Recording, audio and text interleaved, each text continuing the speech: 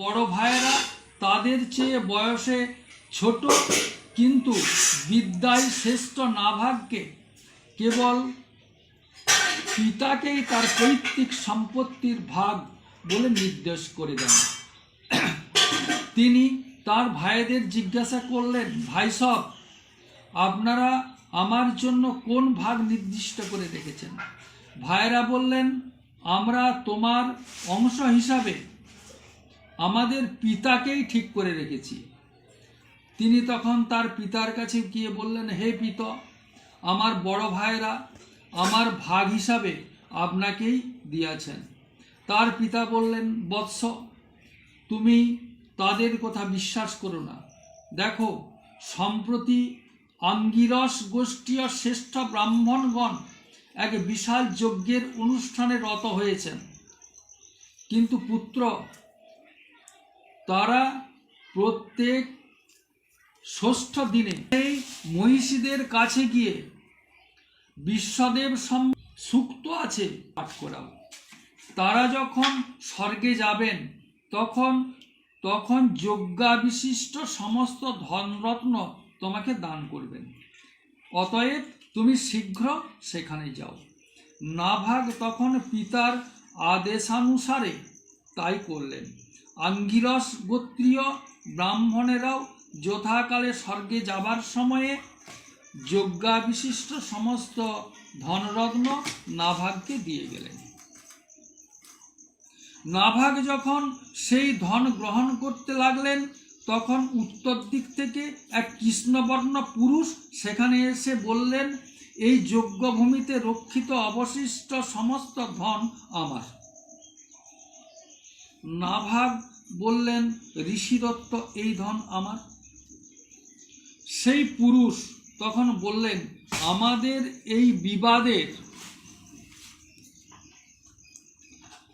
বিবাদের ব্যাপারে তোমার পিতাকেই জিজ্ঞাসা করা যাক। নাভাগ তখন ফিরে গিয়ে তার পিতাকে জিজ্ঞাসা করলেন। পিতা বললেন, দক্ষ প্রজাপতির যজ্ঞের সময়ে একবার ঋষিবৃন্দ এই সিদ্ধান্ত দিয়েছিলেন যে যজ্ঞভূমিতে যজ্ঞাবশিষ্ট সব কিছুই রুদ্রদেবের। সুতরাং এই যজ্ঞাবিশিষ্ট ধনরত্ন তো মহাদেবেরই প্রাপ্য।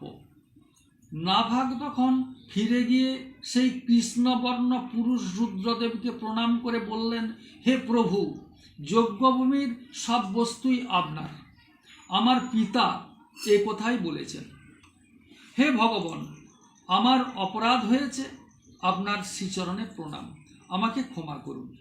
রুদ্রদেব তখন বললেন, তোমার পিতৃদেব ধর্মানুকূল সিদ্ধান্তই দিয়েছেন, আর তুমিও সত্য কথাই বলেছ।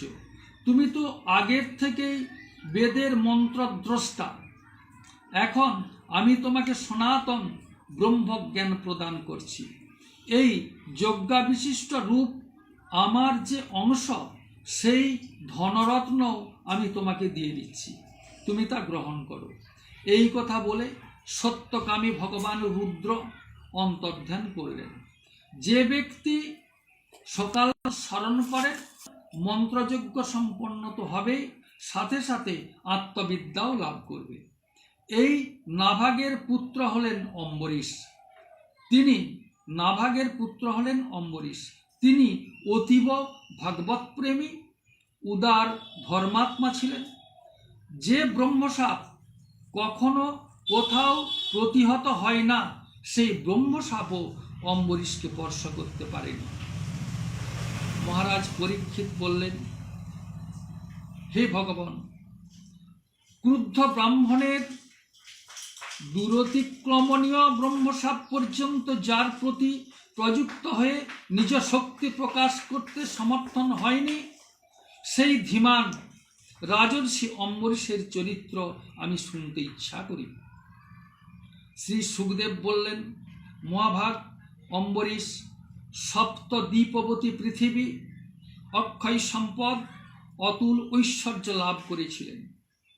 যদিও সেই সকল বিভব সাধারণ মানুষের পক্ষে অতীব দুর্লভ, কিন্তু তিনি সেই সবকে স্বপ্নতুল্য অনিত্য মনে করতেন। কারণ তিনি জানতেন যে ধন ঐশ্বর্যের লোভে মোহমুগ্ধ মানুষ কিছুতে পারে না, যে ওই সব বিভব অতীব নস্কর। তিনি ভগবান বাসুদেবে এবং তদ্ভক্ত সাধুবৃন্দে উত্তম ভক্তিপ্রাপ্ত হয়েছিলেন, যার ফলে সমস্ত বিস্ময় তার কাছে মাটির ঢেলার মতো তুচ্ছ বলে মনে হতো। তিনি নিজের মনকে শ্রীকৃষ্ণের চরণারবিন্দে, বাণীকে ভগবত গুণানুবর্ণনে, শ্রী হরিমন্দির মার্জনাদি কর্মে, হাত দুটিকে কান দুটিকে ভগবান অচ্যুতের লীলা কথা শ্রবণে নিয়োজিত করেছিলেন। তার চোখ দুটিকে তিনি মুকুন্দ মূর্তি মন্দির আদি দর্শনে, অঙ্গাদিকে ভগবত ভক্ত গণের গাত্র স্পর্শনে, নাসিকাকে শ্রীকৃষ্ণের চরণ কমলার্পিত শ্রীমতী তুলসীর দিব্যগন্ধ গ্রহণে এবং জিহ্বাকে ভগবত উদ্দেশ্যে নিবেদিত মহাপ্রসাদাদি গ্রহণ নিযুক্ত করেছিলেন। তিনি তার পা দুটিকে ভগবানের ক্ষেত্রসমূহের প্রতি অর্থাৎ তীর্থ ভ্রমণে ব্যাপৃত রেখেছিলেন। মাথাকে সর্বদা ভগবানের পাদবন্দনে নিযুক্ত রেখেছিলেন। রাজা অম্বরীশ মালা চন্দন আদি ভোগ সামগ্রীকে ভগবানের সেবায় সমর্পিত করেছিলেন। সেই সমর্পিত ভোগেচ্ছায় নয়, দাস্যভাবে তার প্রসাদ স্বীকার করেছিলেন।